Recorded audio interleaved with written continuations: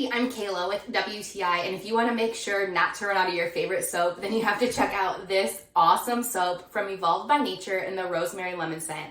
Now, I love this size. It's 128 ounces, and it gives me plenty of backup to refill all of my bottles whenever our soap gets low. I originally purchased the Evolved by Nature bottles, which I love because they are aluminum and can be refilled. So I use this jug right here to refill my bottles whenever they get empty.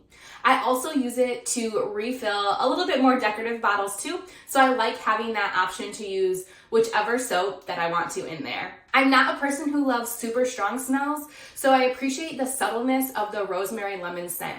I can smell it enough when I ask my little one if he washed his hands, which is perfect, but it's not overwhelming.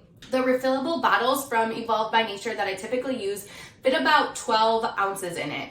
This is 128 ounces, so I expect to get at least 10, but probably more like 12 full bottles of soap out of just this one jug.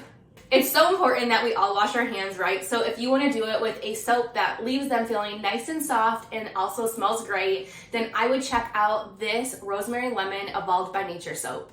And that's just my point of view.